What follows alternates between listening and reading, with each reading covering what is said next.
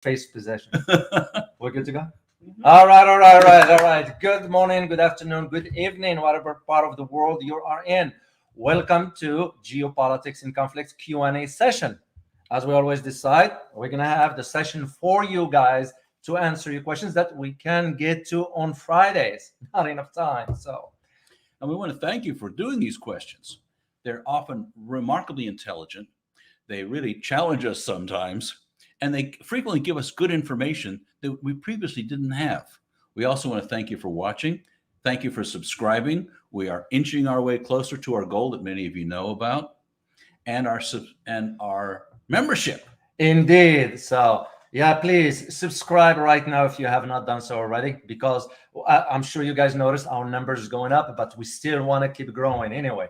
For our members, for our membership rather, make sure to check out our geopoliticsinconflicts.com and see what we offer there. Speaking of membership, on this Friday, guess what the topic is going to be for our members? Oh, it's a hot one. It is indeed the new global military order. And you can just get an idea of what we're going to be covering on this. So it shall be an interesting conversation and topic. We prepared some very. For some people, it's going to be a surprise. For others, what we're providing is the backup, real information as to what's going on. Exactly. Well, funny enough, and I'll share it with our viewers, that just yesterday I got an email from none other than Jane Magazine. Well, if you know what Jane Magazine is all about, so you'll get an idea. So anyway, so that's going to be for Friday. But for our viewers, remember to join us on Friday for live stream at 11. Elizabeth will post the topic today, sometime this afternoon. You guys know what the topic is going to be on Friday. And also make sure to watch the video on Thursday, which is tomorrow, that with our guest that we had, Robbie Barwick. Oh, was that in a sense? Oh, that was, if you're in Australia. Oh my God. Yeah. I will listen to that entire episode altogether. So watch for that tomorrow. We're going to release that one. And today we have another guest we're going to have a great interview with. And we will release that one later on. So without further ado, let's get into your questions. And then we'll answer as much as we can. And we'll go from there. Yeah, remember to follow me on Twitter at @DWaralu, and also remember TikTok and Instagram. So remember to follow us on this. And of course, we always look forward to doing the live streams, not live streams, the break-ins. Yeah. There's a lot of stuff going on. It just, we have to, usually go through the list and figure out the topics of interest. So have them follow me too. Okay, and follow Elizabeth as well at Elizabeth Alchemy E. So. All right, let's get on the topics here. I mean the questions, the topics. What am I the talking topic about? Is the questions. Yeah, you can tell my head is already fast spinning as to what the topic Okay. is. Stephen. Good to see you, Stephen. Was the Summit for Democracy last week a success? I can't read or watch any news about this summit. But the short answer is no. In my opinion, and I speak for myself here, the summit was a failure. Why? It's because it just backfired on the U.S. because it puts the U.S. credibility in line. How can you be talking about democracy when you are turning a blind eye on human rights, for example, abuses in Saudi Arabia, for example? This issue of Xinjiang and whatever, we all know it's a lie. I mean, even the most popular, credible news sources in the United States have said it doesn't exist. Yeah. It is a lie. Yeah. It's being perpetrated on the world or by the United States. Yeah, and even our guest Robbie Barwick explained that very clearly how it is, and you guys are gonna hear it tomorrow. So the bottom line, no, the summit was a failure, and there was no need for that because it's nothing but a smoke screen. The word for it might be hypocrisy. Exactly. All right, let's see. Next question. Benson Dye. What is your scenario in the case there will be war between America against China and Russia? Oh, good question. Well, first of all, I don't, and again, this is my opinion, I don't foresee a war between the U.S. and China. It just won't. Now, that doesn't mean down the road things could change. What you need to understand is that, the consequences of that war. It will be no winner, by the way. Just let's make this clear. And even the Pentagon has run some scenarios, shall we say. And each time a scenario is run, it shows that U.S. Navy will get hammered by Chinese missiles. So, but the war in itself, it won't be there. It won't be there. But hypothetically, if there were to be a war, what Russia's going to do? Well, Russia's not going to come in openly per se. I do foresee that Russia will support China behind the scenes. As it's doing right now. Yeah, I won't be surprised at all. At all. And that would not be good. Because here's the thing, and I'll share it with you guys. I read some report that came from the Pentagon that truly there are some inside the Pentagon, Ross, that indicating that the U.S. cannot afford two front wars. The question is, can it afford one front? Yeah. I mean, we take a look at how much was wasted in the Middle East. $10 trillion. Exactly. So you think what could America have done with $10 trillion if we spent it at home? Exactly. So and China is not Afghanistan, is not Iraq, is not whatever. So I don't foresee that. But if it is, yes, Russia will support China behind the scenes. All right. World Peace, SEK, 200. Thank you, and thank you some more. Yeah, thank you, World Peace. We appreciate it. So, and that's why I don't. For the last question, I just won't see. I don't see it. I don't see it happening. So, there it is, Barikov. Good to see you, Barikov. Myanmar. Go ahead, Ross. Myanmar officially to include yuan in settlement currency for border trade with China starting in January 2022. Looks like U.S. sanctions starting to backfire. Okay. Your prediction or comment? Well, in Myanmar, yes, usually because with the detention now of the Aung San Suu Kyi, which to me, she's playing both sides, it's kind of when it's convenient for her. But you need to understand the background story of how Aung San Suu Kyi came to be in the first place, because the support from the West regarding so-called democracy and so forth. Yeah, that will be interesting. Why is that interesting? Because as we speak today, as we speak right now, it was a meeting virtual between President Putin and President Xi. And guess what was the content of that conversation? The buildup of a financial system to bypass SWIFT altogether. So which means what? That the trade will be conducted in currency other than the US dollar. So could be Myanmar already because remember, Myanmar does get support from China. Yeah, which a lot of people do not know. It does. The military ruling, whatever you want to call them, they do get support from China. Right or wrong, that's beside the point. But as far as the trade transactions, yes, you will see that moving forward, especially now Russia and China are moving into that direction. Here is World Peace question. The EU economy is one of the strongest in the world, but it seems that they cannot stand on their own 2 feet and be independent. Okay, go ahead. No, go ahead. Well, if I may just challenge you on this, World Peace, I would not call the EU as the strongest economy in the world anymore, because when you compare that one to the ASEAN economy, ASEAN has an advantage. And the advantage ASEAN has, 30% of the world population live in that part of the world. So yes, the EU, nobody's denying that the EU's economy is strong, but it's not to that extent that the West is projecting or indicating. So that's why I don't see, and the EU, even the EU right now is at crossroads. Yeah, the EU now is wondering, should we keep following the US blindly? I think this is beyond questioning. Yeah, and I have some of it's coming apart. Exactly, Ross. And I have some of my contacts. Some of my contacts have been saying to me that there is even a conversation inside the EU about foreign policy, that they want to have a foreign policy independent from the US. So interesting enough that we're going to be addressing this topic with our guest today, this afternoon. So. HSW. Greetings, gentlemen. Why India bought S-400s from Russia, not from U.S. or Europe? Oh, good question. Well, it's because the S-400 systems is a little bit advanced. U.S. Patriot missiles appear to be not performing to their top, plus the cost. Yeah. And that is the Russia sells their stuff. Like I give the example of the planes that the Russia sells, the equivalency of F-35. Russia sells them for 20 million. U.S. sells them for 78 million. Oh, that's a small difference. Yeah. Yeah, so, right. So, but the Russian system, the S-400, and I know a little bit about it because I've read up on it. What's its capability is the speed it has, and also the ability to challenge the radars.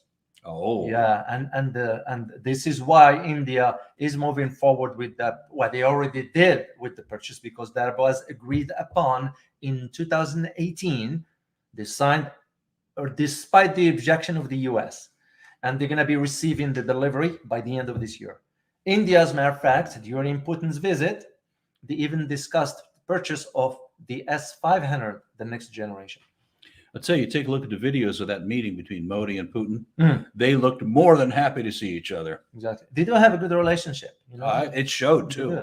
They do. So the system, that is the reason why. The cost and the efficiency for why other countries now are looking for S-400 from Russia. Oh, Dakian. Thank you, Dakian. Super sticker. Thank you. We appreciate it. Dakian is one of our, Dakian's been with us for quite a while, since the beginning. I do remember some names. Dakian was one of them. So thank you. What do you think about the new SEC rules against China companies? Does Wall Street really want to unhook with China? Yes and no. Yeah, I am laughing, Dakian, because it's a joke. Despite what they are publishing here in the U.S., and we're going to be talking about that soon. They're talking about in the U.S., we're going to boycott China's product. Well, guess what? Jamie Dimon doesn't want to impact the relationship, the business relationship with China because of the market. Tim Cook of Apple. Yeah. He is not going to jeopardize anything. The top people, the top business companies here in the U.S., they are doing business with China. For one thing, they don't want to ruin the Chinese market for their products. Yeah. And the second thing is the investment is some of the best in the world. Exactly. And the profits. And the profit is, they don't, that's why you don't hear them, Ross, getting involved in this political, because they know the government, the U.S. government, what is saying versus what the reality is, and to them is, and this is where we ask the question, are they right? Are they wrong? They are thinking in terms of business. Yeah. Not politics, business. And in business, what is the bottom line? Profit. Is that something wrong? No. That's why. So whatever you read, Dakin, or you heard, it's just consumption of ink, no more, no less. Tommy Putra, question. Leading drone manufacturer DJI just got blacklisted by the U.S. government with other 7 Chinese companies. Is the U.S. government panicking to do a wholesale on blacklist and sanction? Note, DJI has 76% drone market. Wow. Yeah. I didn't know that they had that big of a share. Yeah. And I am not too familiar with it. The only thing I am familiar with is that this morning the U.S. is preparing sanctions on China's companies, and China is retaliating back.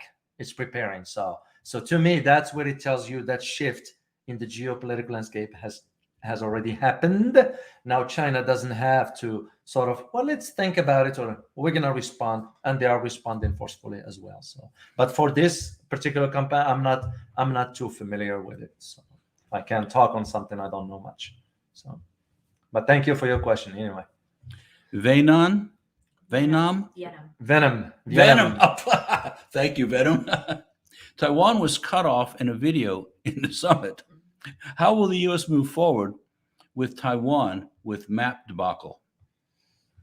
Yeah, I heard about that one. Well, I mean, to me personally, and again, it's my personal opinion, it was the wrong to begin with. How you inviting Taiwan to democracy? I mean, Clear provocation. Yeah, we're saying one thing and doing the opposite.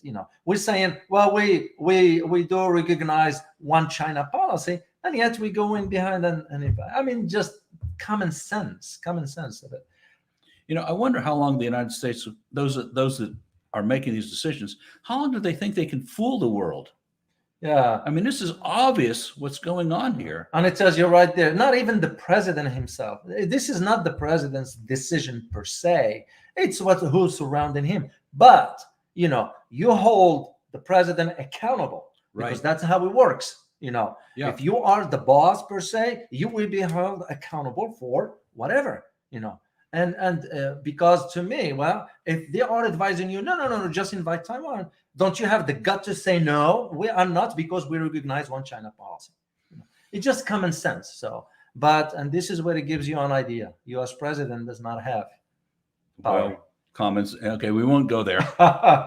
Next question. Boone. Hey, Boone. Hi, Ross. Hi, Elizabeth. Not David? That's okay. No, he's asking about the education one we did yesterday. Oh, yeah, that's for you guys. Yeah. A follow-up question on the education vid. What do you think about the Asian education system, which is high pressure and even more exam-oriented, kills creativity? I'm not real familiar with it. We've been watching it in Japan, and the extraordinary competition to get into kindergarten, the best schools, the best universities. And I have to wonder just how much damage that does to people's creativity and their real desire to continue being lifelong learners. China, it's remarkably competitive as well. And the research that's been going on in the United States says clearly this does kill creativity. And it diminishes the quality of life of those people. They come out to be people pleasers, not producers. So that's the answer, pretty simply stated.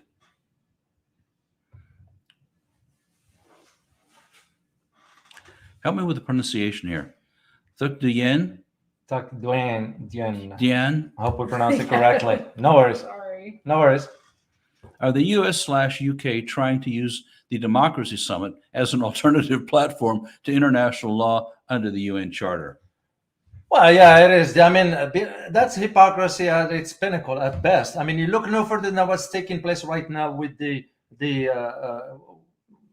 journalist Assange that's going to be. Yeah. It's just the decision was made by the Royal High Court in Britain. I mean, when you start to see now, even the standard of the law, the basic standard of the law, fairness per se, are not being upheld. That tells you right there, the systems, usually when a system is on its way down, you start seeing behavior like what we are witnessing right now. So yeah, the UK they're trying to stay, UK and US for that matter, trying to stay relevant in a shifting world that is moving forward, whether they like it or not.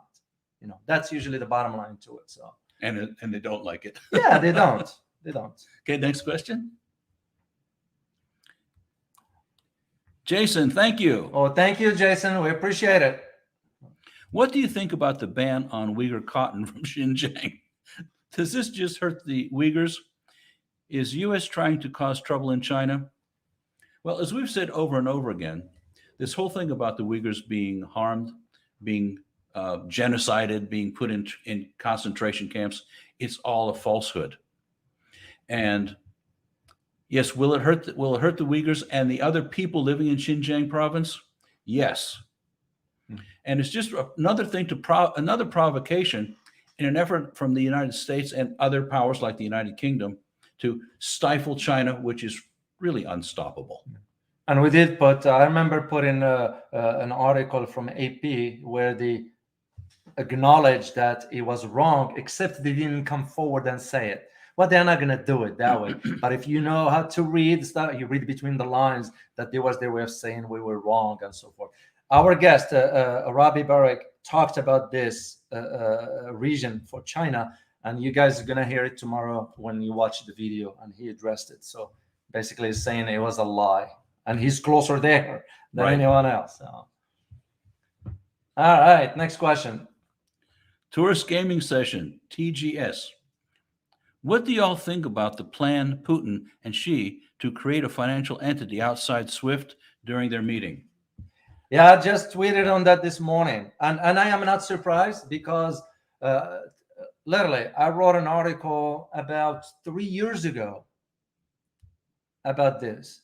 It's moving into that direction. I start to see the trend moving. I am not surprised. It will be what we're gonna be hearing now in the U.S. is that now the decline of the U.S. dollar is a national security matter. So what they're gonna start to do now is move the conversation towards national security matters. So basically, what I see it going, it's moving forward. That's gonna become now once China and Russia establish. Because remember, you can't just start using your currency on a global level. You have to set up a mechanisms by which the transactions can take place. And my belief is you're going to be seeing more countries willing to go ahead and transact with those countries in their own currencies. As a matter of fact, and I'll share with you guys this piece of information, Saudi Arabia has threatened the U.S. to sell oil using another currency. Whoever thought that the Saudis would do? And now they're saying, yeah, we can sell oil in a different currency. So just watch for it. Next few years, soon, you will see that direction. Well, given how China operates, we might see it sooner than later. Yeah, I won't be surprised. Oh, Boone. Hey, thanks. Thank you very much, Boone. Hi, David. We truly appreciate it. Hi, David. Hi, David. We'll write Ross and Elizabeth for further discussion on the question just now. Yeah. Take care, Yeah, guys. I didn't comment, Boone, because I wasn't in the conversation. So. That's interesting. Boone.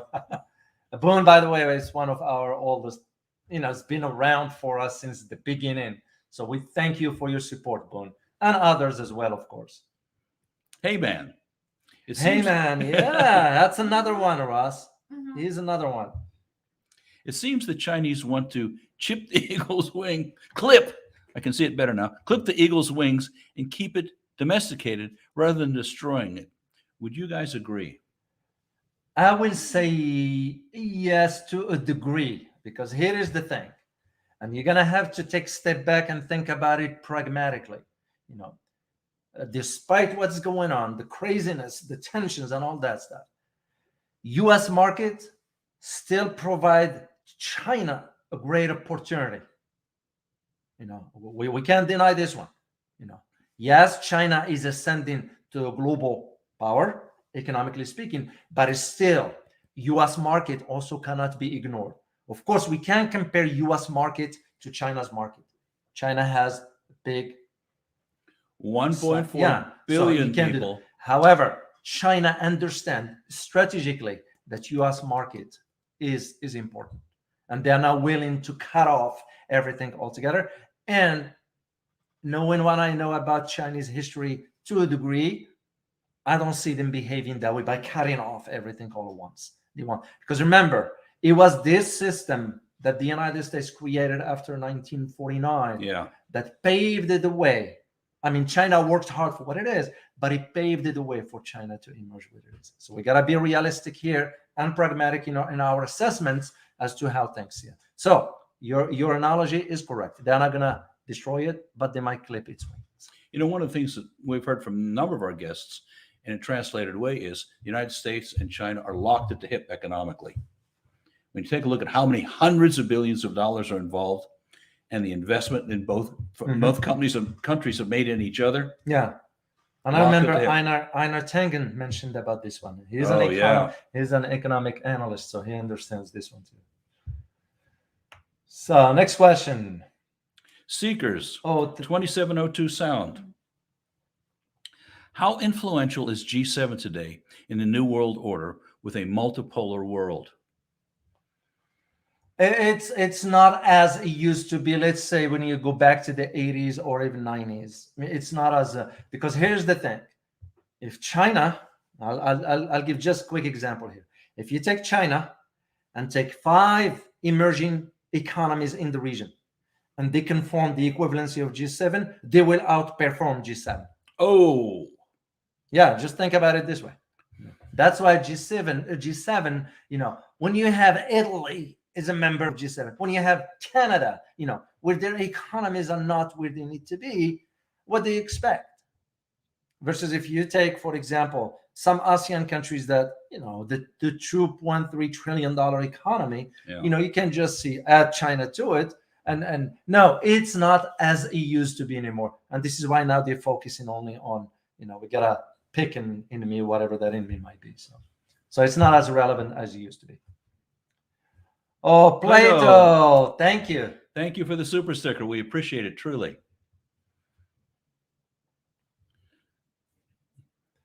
Okay. All right. ELL. Do you foresee in the future Asian nations or any country in the world kicking out the U.S. military bases? That's a good question. No, because you can't just kick. Remember, the way when you have a base is after an agreement between governments. No, of course, if the governments can ask the U.S., it's like, but at the same time, they already signed paper. Once you sign, there's a term to how long it could be. Yeah. The reality right now is that the predominance is in Asia because the wealth has already shifted from the West to the East. That's irrefutable. We can't be negotiating that because it's a reality, it's a fact. The changes in the geopolitical landscape is going to force now some Asian countries, especially the ones in ASEAN, to this. I'm already sure they are smart enough to know where they want to go, whether they want to pursue economic prosperity or they want to be entangled into military conflicts. Another consideration is how much U.S. dollars go into those bases and affect the local economies. Exactly. But at the same time, if you are to kick a base out and replace it with a business venture, there you go. Won't that be better? Actually, it would be a lot better. So that's why I don't see them just kicking them out. But as the shift's taking place, slowly you're going to start to see some countries asking, okay, we are now renewing the presence of U.S. forces, whatever. So it's going to take time for that. Plato, any news on Blinken travel to Indonesia and Malaysia and cut short his trip? Any news on his success? Well, I tweeted on it yesterday. Of course, the media here didn't disclose the true reason why Blinken had to go to Jakarta and meet with the locals there. Well, because Russia and Indonesia signed an agreement of cooperation in information security and military aspects of it. So it wasn't that the U.S. cares for Indonesia. That's why they want. Yeah, no, it wasn't. They are countries, Indonesia, Malaysia, Thailand, even Cambodia and Laos and all that. They are very, very aware of that issue of trust comes forward after what they saw took place in Afghanistan. This is why I always say it is very hard to recover from lack of credibility. And that is exactly where the problem of U.S. You can send your diplomats, you can say whatever. It becomes a question on the other party. Do they believe in you or not? Right. Do they believe what you say or not? Word that is cheap, as we always say, is action that demonstrates what you say versus what you do. So yeah, ASEAN countries are going to be very, very careful, and they are smart enough to know. They know the history of the U.S. in that part of the world. And our guest today, Ross, is going to be addressing that because that's his area of specialty. Thank you, Seekers. Oh, thank you, Seekers. Thank you. I appreciate it. Seekers also has been with, I remember always reading his comments or her comments because we don't know. Yeah. But I don't know the screen name. Well, what we know is they're smart. Okay. Yeah, they are. Saf. Help me with this name. Saf. I got the name. In the Maghreb, English is on the rise. More and more people, especially among the elite, are seeing in how important the English language nowadays is. How will France react to this development? That is a good one, given how the North Africa has been dominated by France. Yeah. I mean, France has, a long history in Africa of not a good one, like any other colonialism. Yes, the English part is moving forward, but so is the Chinese. So it's not as much, and that's going to create issues for France because the dominance or the influence, I should say, not the dominance. I correct myself here. The influence that France enjoyed after the 1950s and so forth are gone. Because you see what the issues in Mali, for example, you see in Niger, you see all those, where the French troops were stationed and so forth. There is no more desire for, and France itself has lost its status on a global stage. When I was a kid, I used to hear about France a lot, not anymore, given their internal. They have a major issues domestically, immigration, the assimilation of immigrants into France, and France is not the same as it used to be. That's what I hear over and over and over again. And as you know, I did consultancies for companies that were doing mergers with French companies. Mm-hmm. And the French people that I spoke to all said, France isn't the France I grew up in. No, and they said no. it's immigration that's the issue. Yeah. And it used to be when I will go to France, I'll go to Champs-Élysées, for example, just take a walk and I have some members of my family lives in France, and then you don't see, France has changed big time, and its foreign policy became disastrous because of they are not pursuing the right strategies per se. So,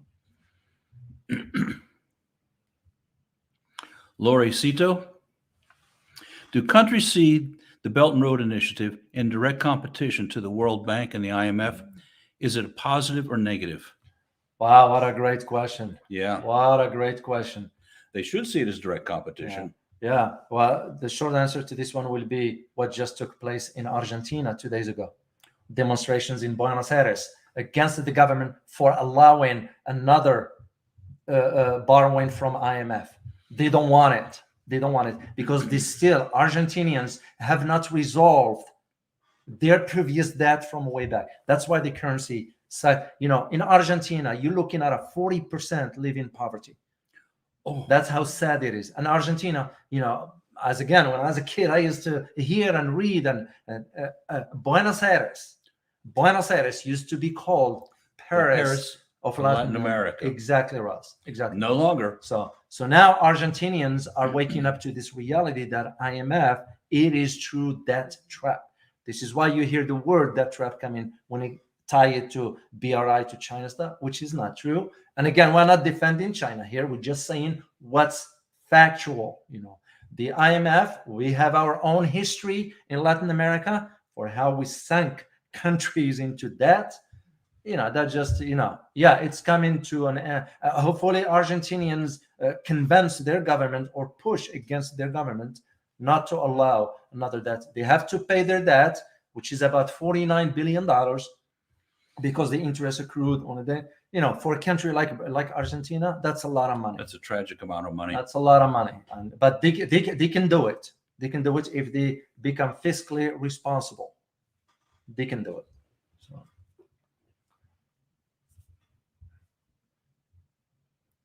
Commentator T, did the U.S. just dump Ukraine by signing a deal with Russia? Do you think it's part of the plan to befriend Russia? What deal is that? I don't know. I'm not aware of that one. If you are talking about the agreement, that's just check out my tweet if you get a chance at D1. You'll see it there. I talked about it this morning, that now the conversation is coming back into talks as to NATO establishing another front in Ukraine. Even the Warsaw Pact is gone. So I don't know exactly which agreement. The only agreement that happens, it's the conversation that Russia said will be willing to sit down with the U.S. and talk about all this, and that's all. And that doesn't consider an agreement because Russia made it clear that if NATO forces crosses that red line, because they are expanding, believe it or not, NATO is moving, and I am concerned as to how Russia is going to react to that. By probably the first thing that I see happening is Russia is going to move its missiles right on the border, and we all know what it means. Yeah, 15 minutes to obliteration. Yeah, that's what it means.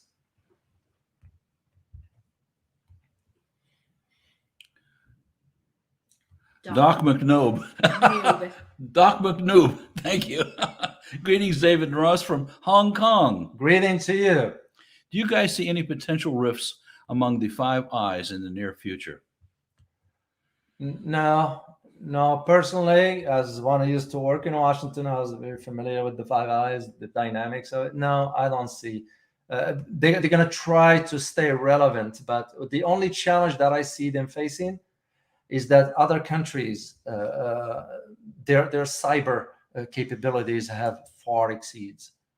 I mean, when you get entities that can hack into the Pentagon and hack into the White House and hack into U.S. government, that tells you right there. Usually we don't, Americans do not hear much about it. Once again, I wrote an article about that one. And as a matter of fact, when I posted it, it was taken down on LinkedIn. Oh, wow. Oh, yeah, they took it down, but I reposted it again. So I was doing a consultancy with a local high-tech company. Mhm. And the Pentagon just boasted, a high-ranking general said, "We now have an impenetrable system." An hour and 37 minutes, this company had hacked into it. Yeah. He said, "This is laughable." Yeah, it is. But the relationship will maintain over there. Look at it no further than how the four main countries boycotted the China's Olympics. Australia, Canada, U.S. and UK. I do not know about New Zealand, but I'm sure New Zealand will follow suit too. So, all right, next question. Lim. Mhm. How do you foresee the geopolitics conflict between China and the U.S. 15, 20 years from now?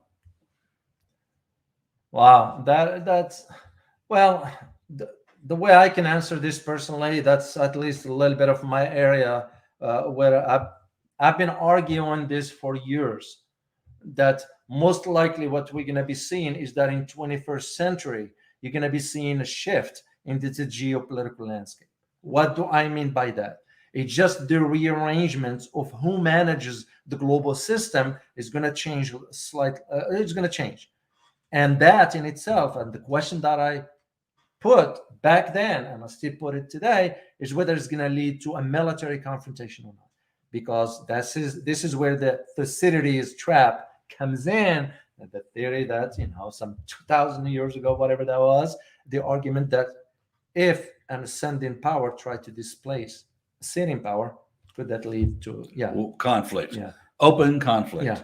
I don't have an answer for that yet, because the way I see things moving, 20 years, 30 years from today, what is going to be dominated by is who created more economic opportunities.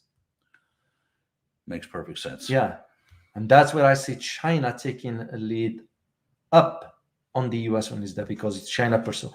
That does not mean, and once again, I'm going to stress this out, that does not mean that China is the angel here.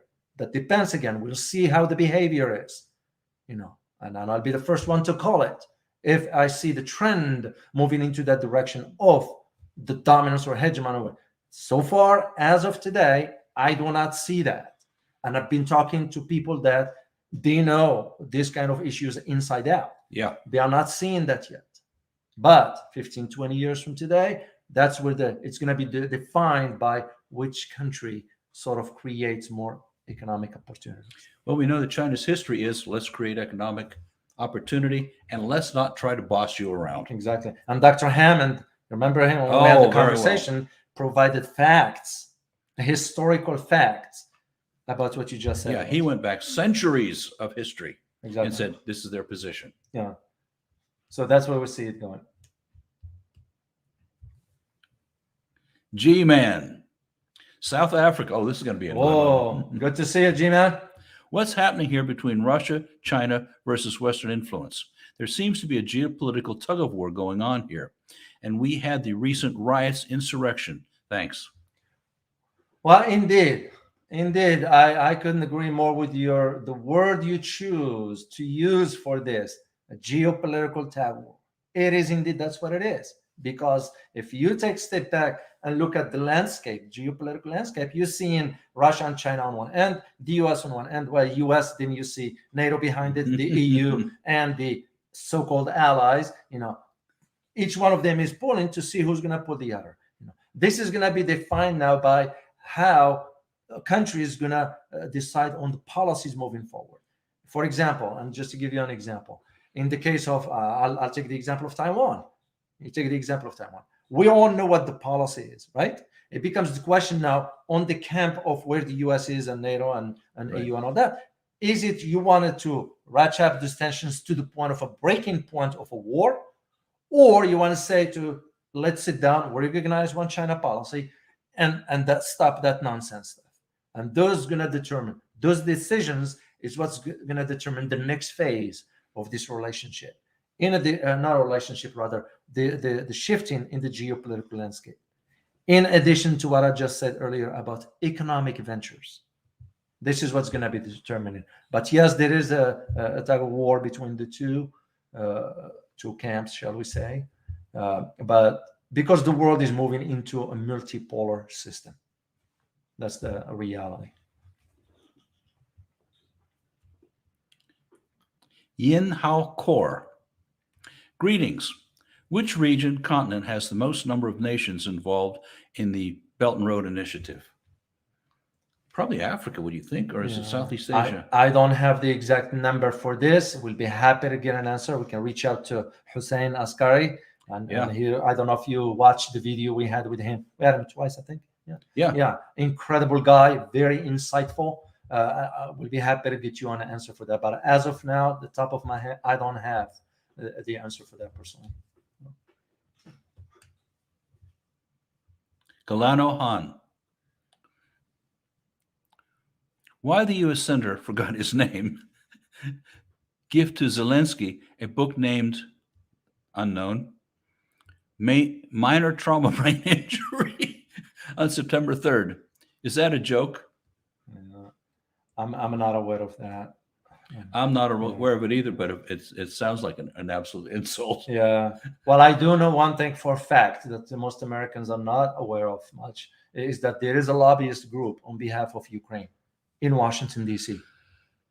I wonder where they get the money to pay the senators. And there are over $100 million been allocated to that, to those efforts. So that's usually what I can say. But I do not know who this senator is. No. And I don't pay too much to what senators do or say because, I don't trust them anyway.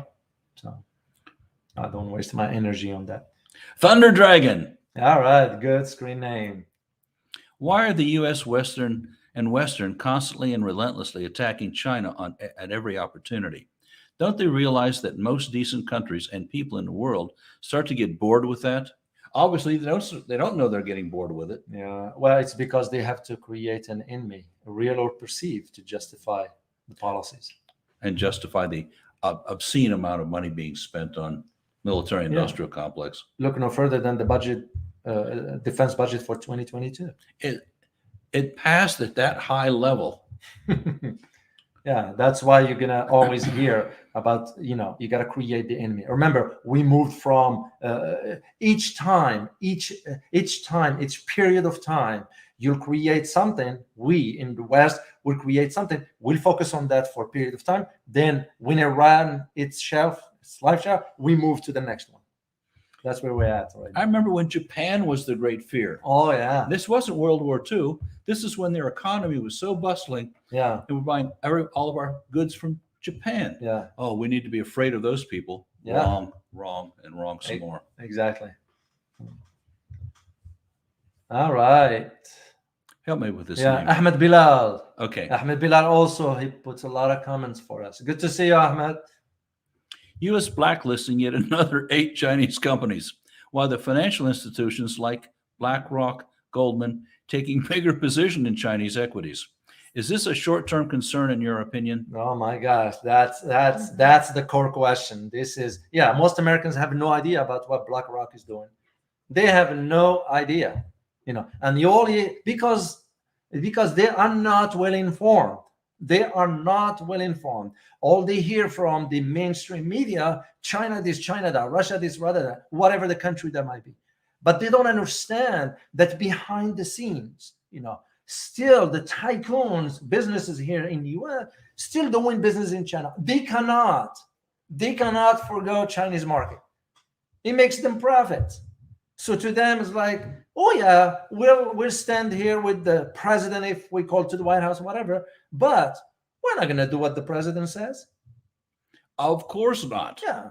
So, and you're absolutely correct in your assessment. A great question. Yes, BlackRock is moving forward with its operation. So is Jamie Dimon. So is Tim Cook. So is, all those big wigs here, companies here in the U.S.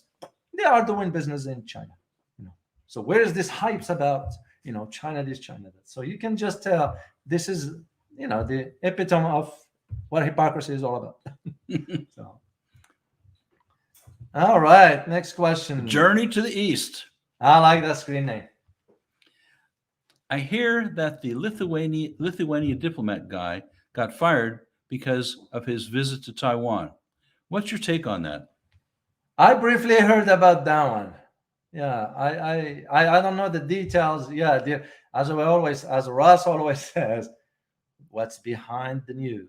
Yeah, the news behind the news. The news behind the news. I didn't know that went on, so I don't have any information on it. Well, I'll check it out. I got some of my contacts, and so we'll get you some answer.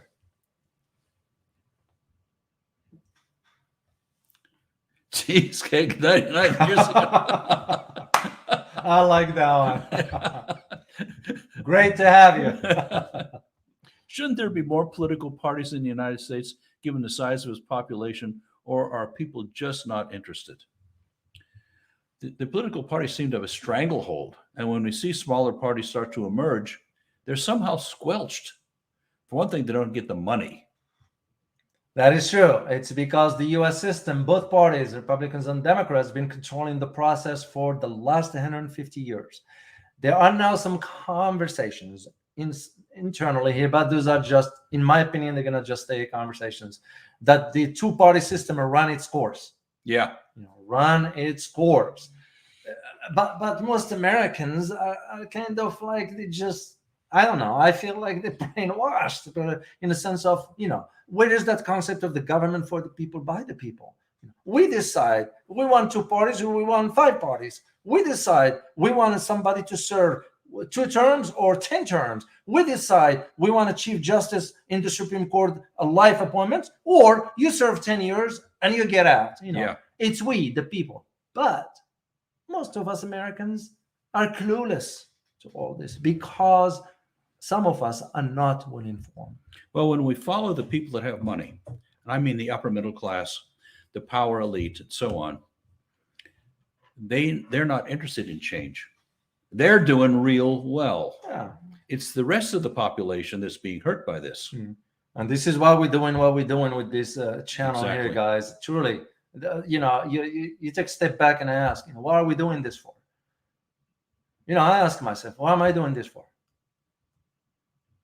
It's kind of then becomes the only answer I'm getting to myself is, well, if I acquire knowledge, why not share it with the masses? Because that becomes a responsibility. You get your PhD. So what? If that PhD can be put into use to serve others, to help others. You talk about having a meaningful life. And I think that's why we came together to begin with, because we have a deep concern for the quality of life, not only for ourselves, but we recognize that other people exist. Yeah, humanity in general, Yeah, we do love our country. America is our home. This country, we live, we breathe, we die, we sleep, we eat, we whatever here at home. Right. But that does not mean we shouldn't respect other countries. That does not mean we shouldn't be concerned about other countries. That does not mean, I posted one tweet on that little kid from Yemen. Oh, yeah. I mean, it still haunts me till today. It still haunts me. I was in that country and I saw it with my own eyes. And yet you start to ask the question, so, how can we humans reach this level of inflicting this kind of harm through policies? Because that stuff is happening through policies. The damn politicians, pardon my language, they are not taking into consideration the human life, regardless where that human life is. And that's where, you become to ask yourself, what am I doing with this knowledge that I acquired if I cannot help people become a little bit informed? So, unfortunately, here in the U.S., is we got population that is brainwashed, and I'm going to use the term. There was a public official that when Iraq was invaded, that they got the statistic and were questioned. 20,000 people died of thirst, and the public official in the United States said those are acceptable losses. They're going, to who? That's sad. It's very. If you're sad. one of those 20,000, or their families, or their country, those are not acceptable losses over a useless and immoral war. Exactly. So just to get back to that, it's before people needs to be well informed before we change the system altogether. Stefan. Oh, thank you, Stefan. We appreciate it. Just want to hear your takes on Audrey Tang, official from Taiwan. Got her video cut off during the submit to the democracy presentation. Thanks. Yeah, it's the whole thing was a fiasco in the first place.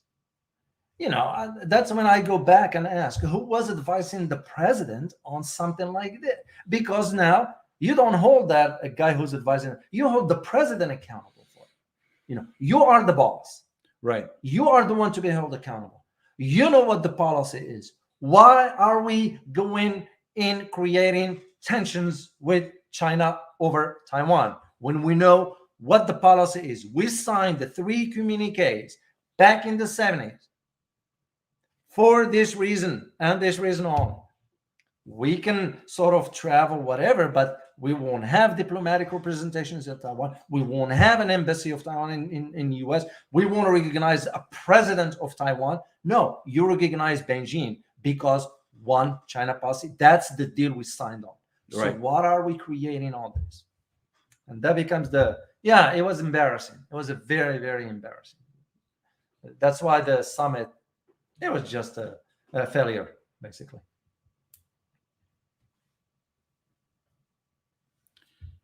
Oh boy, help me with the name here. Nick Miltitovic. Okay. I hope we pronounced it correctly. Nick, we did our very best. What is the difference between a corporate-run state and a communist-run state? Oh, that's a good question, because I don't know the answer to it. I don't know the answer to that either. It's. I'm thinking of Singapore versus mainland China. Possibly that would be a good example. Or you think of even in our system, because who runs the government? The big corporations. The big corporations is not whatever. That's just a window dressing. It's the corporations that decides. When you start having censorship, who's deciding on that? It's the corporations. And since when? If you are to say we live in a democracy, well, where is this democracy when you are limiting what I have to say just because I criticize the government? Because for me personally, and I speak for myself, I understand the concept of the government for the people, by the people. By the way, as a funny aside, I was talking to someone who lived in Singapore for a while. Mm-hmm. And I said, it looked like a very desirable place. I said, it was absolutely fundamentally beautiful. And she said, because it's corporate run, you get a ticket for every small infraction of anything you do there. Good. And it has to do with chewing gum. It has to do with everything. They say they really are tough. Good. In terms of their small laws. Yeah, but at the same time, look how Singapore is. You hear good things about it. I had some colleagues who were PCS over there. They said the best place ever. So it's also said it's hot. Yeah. Well, of course, look at the geography. Denisian de Ocampo. What can you say about UAE threatening to pull out of the $23 billion deal with the U.S.? Yeah, that's decision. Well, this one has to do with the 5G. Basically, what the United States was telling the United Arab Emirates, UAE, either you pull out of 5G or we're going to consider something else. UAE came back and said, heck no, and we are pulling out of the F-35. And now, as a matter of fact, this morning, I just read that this morning the U.S. said, well, no, we will proceed with the sale. So it's because they realized that United Arab Emirates has other options. That's why we are closing our eyes on the atrocities that United Arab Emirates is committing in Yemen. That's why we are closing our eyes on the political prisoners inside United Arab Emirates. If you don't call this hypocrisy, I don't know what you are. But the issue is over 5G. United Arab Emirates did not want to remove 5G. So unlike Canada. Yeah. Oh yeah, Canada now. I'm down. Huawei. That's it. Adios, Huawei. And 4,500 people lost their jobs. So shame on Canada, by the way. They just. I feel Canada. I have great respect for Canada, but the government is like puppet. They couldn't stand for anything. I mean, why aren't they standing for? Don't they have beliefs they stand for? I mean, don't you live for something you stand for? Even if you die, at least you die for something you believe in, rather than just living an empty life. That's pathetic. I don't get it. I don't get it. Anyway. Journey to the East. I like that. Thank you very much, Journey. Thank you, David and Ross. And I hope your channel will make a difference because the Ukraine situation is getting really heated. Putin even considered a nuclear response. Thank you. And he is as one who wrote a book about Russia, and I addressed Ukraine big time, but I addressed it also from a historical perspective. Most Americans do not understand the history of Ukraine when it comes down to a former Soviet Union. You go back into the history. It was given as a gift, especially for Crimea. Oh, yeah. 1953, but Nikita Khrushchev. It's just the historical. And this is what I go back to what Dr. Hammond mentioned. Understanding the historical past helps you see. It's actually essential, don't you think? Yeah. And I do not see that Putin or any other Russian leader will back down from something like that. And they will use nuclear if they have to. You corner the bear that way, it's because we in the West, we didn't want to get it. We didn't want to, when they said this is our red line, we think, oh, they're just bluffing. Well, try it. Yeah. Move NATO troops to inside Donbass and see what's going to happen. So yeah, Russia will react forcefully because that's their security. And to those who say, well, Putin is this, I mean, come on. Let's not confuse things. Security is one thing. Securing your borders is another thing. Yeah. Just kind of. Okay, last one. All right, last question. Do one more question. Vizel. Biden potentially ran on solving student debt. Oh no! But just recently, it went on halt. Do you guys think there will be any new hope for help to solve the student debt issue, really? And it looks like no. Well, the answer to that one, of course, is no, but you need to understand why. Why it will not be solved? It will not be solved because the United States government makes billions of dollars in interest. And that is the reason why the interest is compounded on a daily basis. I went through the system. I had student loan, but I also was aware of I allocated money aside to pay it off. That is the reason why any legislation that introduced into Congress regarding this, it gets killed. It's because the billions of dollars that the U.S. is making. When you consider that the debt all of us carries, which about 3.704, don't quote me on this because that was the old numbers that I was aware of, $1 trillion. And you know what was that debt in? That debt was just in credit card interest. We're not talking mortgages. We're not talking car loans. We're not talking student loan. And those are considered the most. So student loan, there is no way the government is going to sort of forgive. Second thing, will that be fair? Will that be fair to me? Will that be fair to somebody else who worked hard enough to repay his or her loan? If you can't afford to go to a $70,000 college, why go? And that's when you realize one thing, and I'm going to say it straightforward, is that education in an American system is transactional. Yeah. It's all about transaction. I teach, I'm a faculty. I teach inside the classroom, and I kind of communicate with the students. At least my students now, they are open to start to understand what's going on. But the education system as a whole is transactional. So that's why so the short answer to your question is that is not it will always be there because it's more money for the government. So, we want to thank you so much for joining us today. and asking such good questions. Wow. Indeed, Ross. Indeed. Even challenged us a few places. Well, that's the beauty of it. Yeah. We don't claim to know everything. I'm personally, I speak from, I don't know everything. I'm learning. I'm still learning. This is why earning a PhD, it doesn't mean you're done with learning. It's a lifelong process. Well, we just wanted to remind you guys, remember to join us on Friday for our live stream. Elizabeth is going to put the topic for you guys this evening or tonight, whatever that is. You'll have it. And also remember to follow us on TikTok, Twitter, and Instagram. And subscribe. And the membership, yes. Remember to check our membership at geopoliticsinconflict.com. For our members, only if you are a member here, like Boone, for example, he's our member. We're going to be talking this Friday about the new global military order. And we got some information about that one because it is a new global order militarily. And it might be things that you are not aware of. Yeah. And it's an intense show. So that's why. So make sure you check out that membership. You'll find it. You'll find it very interesting. So, and as always, stay informed. Till next time. Bye-bye.